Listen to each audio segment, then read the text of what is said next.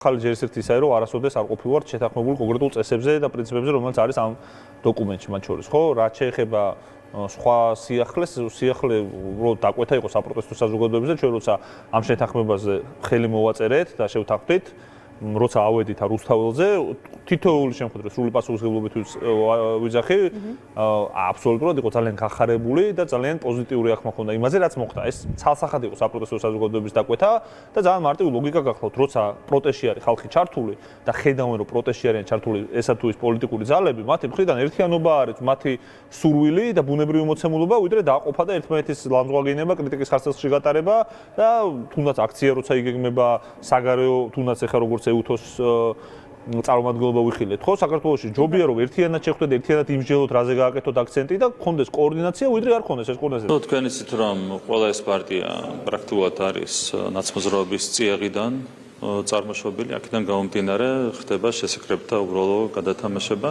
Ერთ-ერთი რასაც გამოიწვევს ეს ჩვენთვის არის ის, რომ მოგვიწევს ალბათ იმ სარჩელის კორექტირება, რომელიც შევიტანეთ საკონსტიტუციო სასამართლოში, დაგვჭირდება პარტიების დასახელებების შეცვლა, გამომდინარე ახალი კონფიგურაციიდან, რომელიც არის ჩამოყალიბებული.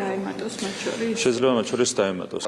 ეხლა იმათ საყურადღებოდაც მინდა ვთქვა, ვინც კოცი არ არის, მაგრამ ზუსტად იგივე ნარატივით ებრძვის ალიანსს, რა ნარატივითაც კოცები.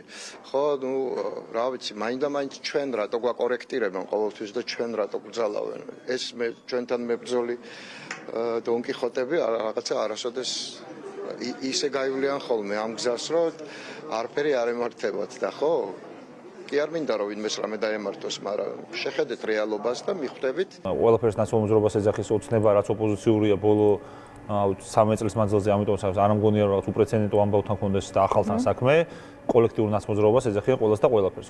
ქართულ ოცნებას რაც ახასიათებს არის პანიკური შიში, ყველა ეტაპზე როდესაც საზოგადოება ერთიანდება, პოლიტიკური პარტიები ერთიანდებიან, საერთო ძალას წარმოაჩენენ, ის იწვევს პარანოიკულ შიშს ჩამოშლის და ჩამოქცევის და ეს ცხადია მათ აშინებთ, ამიტომ მათ უნდა უპასუხონ, ანუ რეაგირების რეჟიმში გადადიან ყოველთვის, როცა ჩვენ ერთიანები ვართ, საზოგადოება ერთიანი არის და ახალ რეპრესიულ კანონებს იგონებენ, ან ახალ თემებს ააქტიურებენ იმისთვის, რომ ეს ერთიანობა ესწავლა გადაფარონ და ჩაანაცვლონ თავისი დღის წესრიგი და ცხადია, ესეც არის სწორედ ამიტომ გამოწვეული. აი დრო არ ვაკრძალოს, რა შეიცვლება თქვენი აზრით? აი რა ვიცი. რაღაც მოგიწევთ სხვა პოლიტიკური ხოლგის ქვეშ თავის. რატო? ანუ გავაგრძელებთ ჩვეულებრივად ფუნქციონირებას ბრძოლას ისე როგორც ვიბრძვით, ხო? ანუ იუსტიციის სამინისტროდან გაცემული რაღაცა ბეჭდიანი ქაღალდი ხო არ არის ჩვენი ბრძოლა?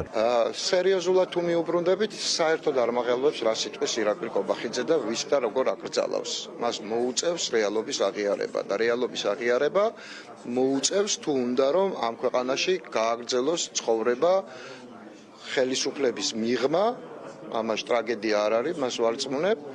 და თუ უნდა რომ იყოს ნაწილი ამ საზოგადოების, იმიტომ რომ ქვეყნის დაღუპვას მას არავინ არ აპატიებს და რასაც ის აკეთებს, მათ შორის ამ ტიპის განცხადებებით თან ბექგრაუნდზე რომ ეუთოს ვიზიტია, ეს არის ქვეყნის დაღუპვა, კი. ჩვენ მზადვართ რა თქმა უნდა, იმშალოთ ყველა თემასთან დაკავშირებით, რაც უკავშირდება ჩვენს ქვეყანაში პოლიტიკურ პროცესებს, ჩვენს გარშემო მიმდინარე პროცესებს, ასევე ჩვენ შეგვიძლია ბუნებრივია ვისაუბროთ ორმხრივ თანამშრომლობაზე.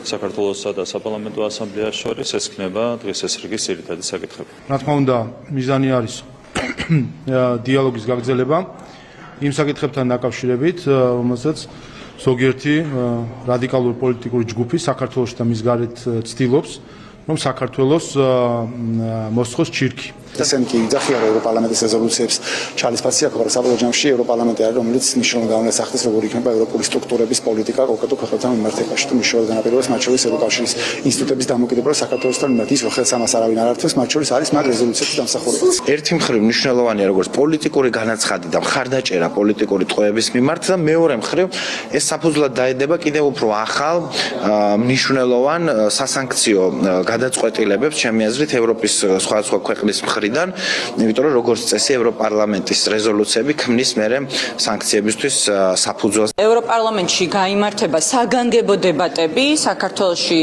პოლიტიკური ნიშნით დაპატიმრებულ ადამიანებთან დაკავშირებით და გამოყოფილია კონკრეტულად ჩვენი მეგობარი და თანამებრძოლი 4 შვილის დედა ელენე ხოშტარია, რომელიც დაპატიმრებული ყავს რეჟიმს მხოლოდ იმისთვის, რომ სიმართლე დააწერა სამარცხვინო კორუმპირებული რუსი კალაძის პლაკატს.